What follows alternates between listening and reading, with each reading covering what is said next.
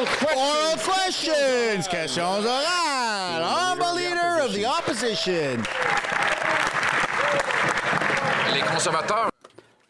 Conservatives have a common sense plan to cut taxes, build housing, fix the budget, and stop crime.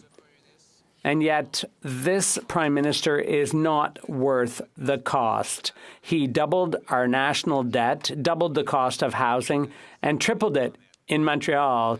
To be frank, the end of the month is approaching, and Quebecers have a lot of anxiety about paying their rent. Will the Prime Minister finally backtrack on his inflationary policies, which might make Quebecers lose their houses and apartments? The Right Honourable Prime Minister. Oh, there he is.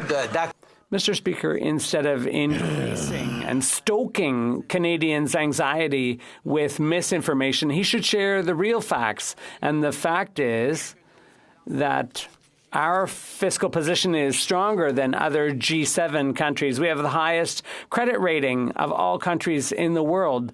We are working responsibly to ensure that Can't stand his face. the government's assets are used L's in the to chat benefit for of Canadians. Trudeau. We have a comprehensive plan to create housing for all generations. Makes me so angry. Opposition. Really?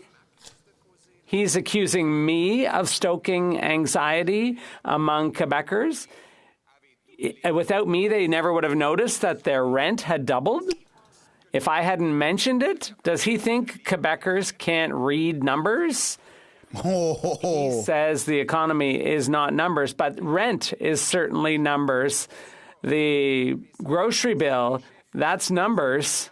Will he finally look at the numbers and conclude that he is simply not worth the cost? Good job, Pierre. The Right Honourable Prime Minister. Mr. Speaker, for months and even years, we've been hearing the Conservatives say that our policy of investing in Canadians is causing the challenges Canadians are dealing with. On the contrary, our fiscal position is the strongest among G7 countries. We are investing and using that strong position precisely to help families that are struggling to get by. We're investing in housing, in healthcare, in dental care, in senior care, in child care. All those investments help Canadians. And the government is at the service of Canadians. The Honourable Leader of the Opposition. Will axe the tax, build the homes, fix the budget, and stop the crime. This Prime Minister is not worth the cost after 9 years. He's doubled the debt, doubled housing costs. He's increased spending by nearly 80%. What did we get for the money? The worst per-person income growth in the entire G7 and the worst mortgage debt of all of those countries. When will he realize that the more he spends, the worse things get? The Right Honourable Prime Minister. Mr. Speaker, the Conservatives have been talking down the economy for a long time now without understanding that Canada has down. the strongest macroeconomic performance in the G7. AAA credit rating? Our perspective is to put that solid footing of the Government of Canada in service of Canadians by investing in housing, by investing in dental care, by investing in childcare, by investing in the supports that Canadians need in this difficult time. His solution is for governments to invest less in Canadians for ideological reasons, to be there less for people when they need it most. Less government. More money. Mr. Speaker, more proof that this Prime Minister is not worth the cost. He tells Canadians they've never had it so good. He doubled the debt, doubled housing costs, forced 2 million people to a food bank.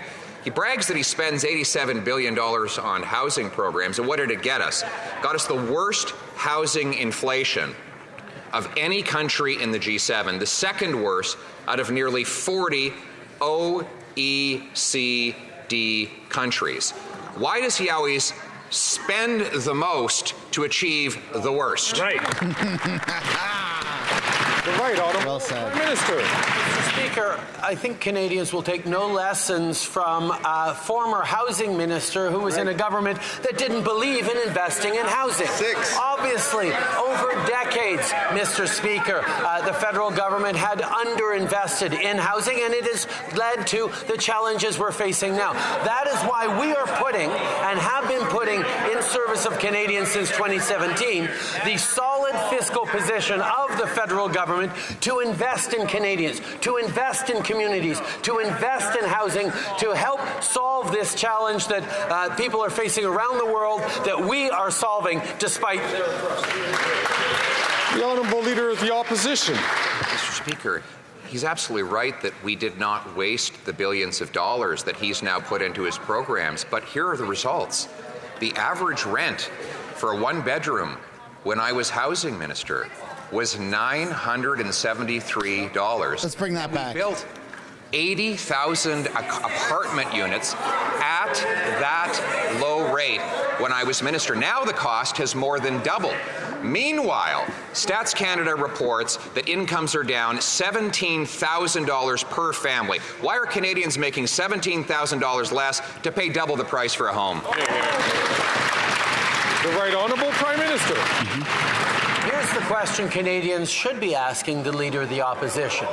Given that Canada has one of the strongest economic balance sheets in the G7 right now, country for country compared, credit rating. should we be investing to support Canadians and create housing with that solid balance sheet, or should, as the Conservative Leader is proposing, we cut programs, we reduce investment, and we do less for Canadians? We should be putting the strong fiscal position of this government in service of Canadians. That's what we're doing. That's what he opposes. He's calling he's calling spending investing. He's using the wrong words. Member for Belleuil-Chambly. Mr. Speaker, yesterday the Prime Minister appeared to condone the insulting comments of one of his members that have reverberated around the Francophone world. But it's all a bit of a distraction because the real issue is the funding of French language universities. So we don't look like barbarians again. Could the Prime Minister call for the resignation of the president of the APF and ask him to apologize to all our partners in the Francophonie? The Right Honourable Prime Minister. I wouldn't like to interfere with the poetic arguments of the leader opposite, but the fact is that it's been known for a long time. It's the word that our member used has been used for a long time. He didn't invent it. Our member didn't invent it. He did apologize and withdraw his remarks. But the fact remains, Mr. Speaker, that we will stand up to protect Francophones all across the country and to defend French in Quebec, but also, and this is something the Bloc would never do and could never do, which is defend French outside Quebec all across the country. Then I have The Honourable Member for Belleuil-Chambly. Mr. Speaker, there's an expression in Quebec, I can't do anything that he doesn't do himself. So he's doubling down. He's laying it on thicker. He continues to condone comments that make no sense. He's trying to do something. He's trying to joke, but he's not very good at that. Could he simply take responsibility and shut up the clown beside him and call on the president of the APF to step down? The Right Honourable Prime Minister. All right, Bloc. All right. His responsibility is simply to pick fights with Ottawa.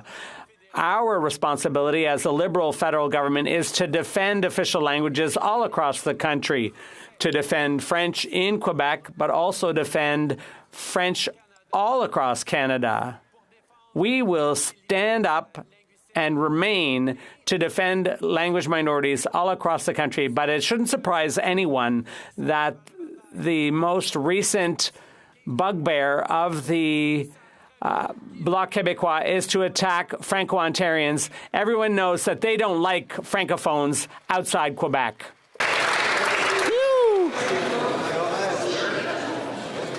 The honourable member from Burnaby South. This is going to be a spicy day. Canadians are struggling to put food on the table, and what are the Liberals doing? Well, they're giving $25 million to Costco and Loblaws. And what are the Conservatives doing? Well, the Conservatives, their leader is too busy whining and dining corporate lobbyists in private dinner clubs. New Democrats have a clear plan. We need to tackle corporate greed.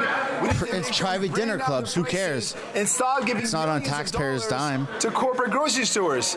When will the Liberals, when will the Prime Minister stop giving big grocery a free ride? He's used more money from the government last year than any MP. Right Honourable Prime Minister.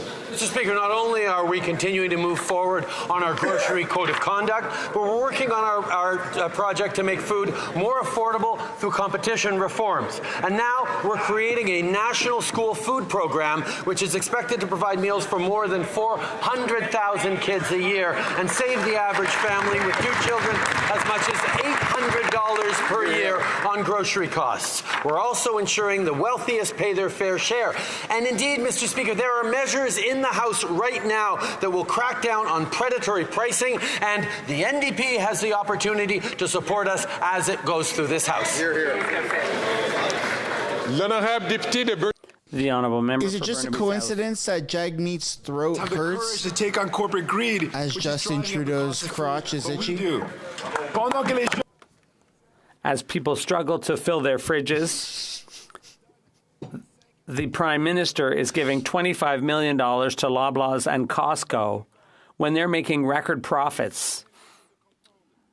What's it going to take for this Prime Minister to understand these big grocery chains are raking in billions? They really don't need the handouts. The Right Honourable Prime Minister. Mr. Speaker, not only are we continuing with the code of conduct for grocery stores, we're also making reforms to competition that should help bring prices down.